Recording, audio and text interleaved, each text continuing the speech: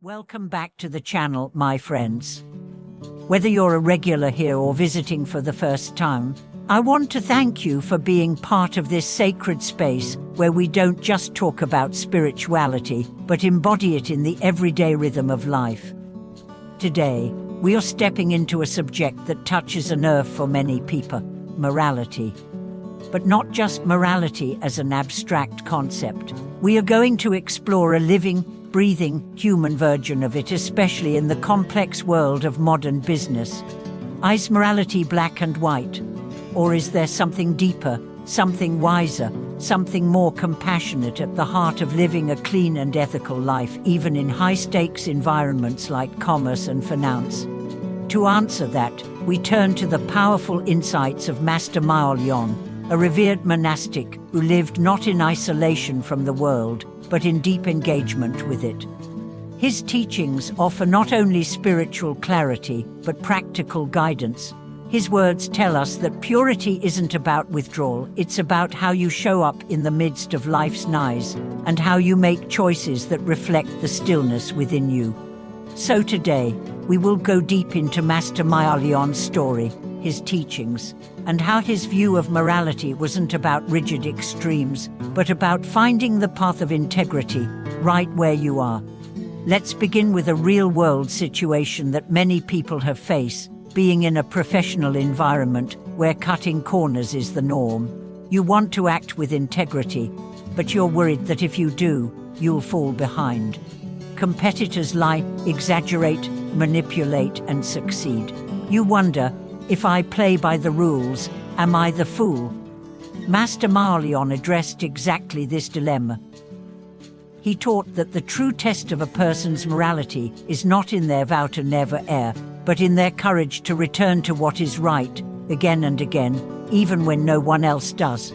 He once gave a powerful analogy. Imagine a person standing in a river with strong currents pulling in the direction of greed, deceit, and ego. Most people let the current carry them, but the practitioner, even if they are weak, even if they stumble, turns upstream. They try to walk against the current, that effort, not the perfection, but the effort is what creates real purity. In this way, Master Miao dismantled the myth that purity means isolation. He believed that moral clarity is forged in the fires of daily life, in meetings, negotiations, conflicts, deadlines, and responsibilities. He saw the business world not as a corruption of spiritual life, but as one of its greatest training grounds. Take the story of one of his lay disciples, a man named Seng, who owned a successful textile company. Seng faced a moral crossroads when a major buyer offered him a lucrative deal on the condition that he agreed to some questionable labor practices overseas. His business advisors urged him to agree. "This is how it's done," they said. "If you don't, someone else will take the deal." Seng struggled deeply. He went to Master Miao and explained her situation. He expected to be told to walk away from the deal, but instead, the master said, "Don't ask what is easy. Ask what brings peace. Not just for others, but for you. Can you sleep with this decision? Can you look at your children and feel proud of what you've built?" Sen didn't accept the deal. His company took a temporary loss, but months later, a bigger opportunity came with a buyer who admired his transparency and integrity. His choice became the very thing that elevated his reputation. And more importantly, he told others, "I don't just run a business, I practice my values. That's what brings me real profit." This story isn't about glorifying one person. It's about showing that morality is not a cage, it's a compass. And when you use it, even in environments that seem cutthroat or grey, it guides you to something deeper than success. It leads you to self-respect, to trust, to peace. Master Miao emphasized that morality is often misunderstood. Many think it's about strict abstinence, about never touching money, never getting involved in worldly affairs. But he said this is only one path. For those in the world, morality means being honest in trade, fair in hiring, humble in leadership, and generous in wealth. He taught that money itself is not the problem. The mind that clings to it, that manipulates for it, that fears losing it, that's where the problem lies. Purity is not in the numbers in your bank account. It's in the numbers you won't falsify to get ahead. It's in the employees you won't exploit. It's in the truth you won't hide, even when it's inconvenient. One of his most profound teachings was this: if you want to be clean, don't isolate yourself. Pray for your transactions. He told his students to build businesses with contracts that reflected fairness, to treat competitors as fellow travelers, not enemies, to see clients not as sources of profit, but as people to be served with honesty. He also said something striking: morality is not in extremes, it's in consistency. This means you don't need to be perfect. You will falter. You may even fall into unethical choices at times, but every time you return, every time you make the harder choice to tell the truth, to correct the wrong, to apologize, to start again, that is morality in action. Master Miao wasn't naive. He knew the world could be corrupt. He knew not everyone would act from conscience, but he believed deeply that the person who keeps their heart clean, even in muddy waters, is never truly stained, and over time, those around them feel it.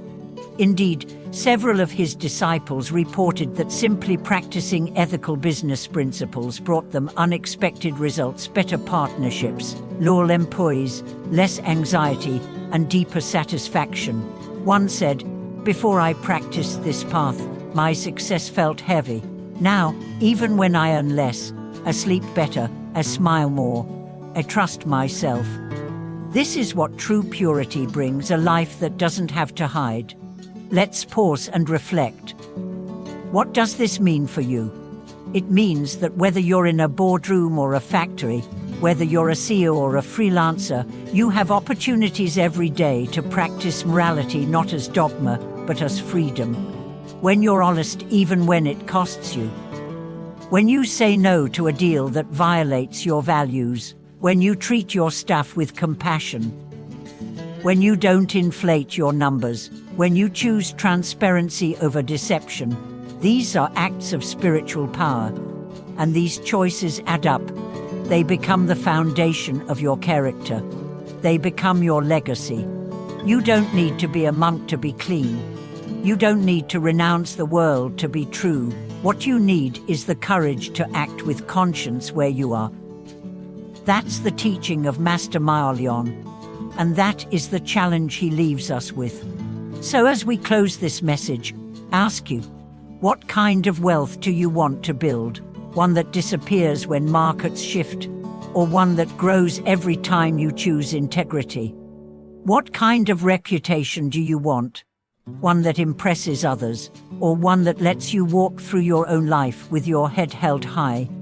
What kind of peace do you seek? The fragile kind that depends on secrecy, or the unshakable kind that grows from honesty? This is your life, and you are free to choose.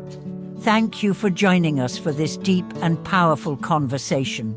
If this message spoke to you, I invite you to reflect on your own moral compass and share in the comments, what does morality mean to you in the context of your work and daily life? And if you found this helpful, please like this video, subscribe to our channel, and pass this light along, because in a world that often blurs the line between right and wrong, your clarity could be someone else's guide. Until next time, live clean, act true, and may your every choice be one you can honor. Thank you for watching this video.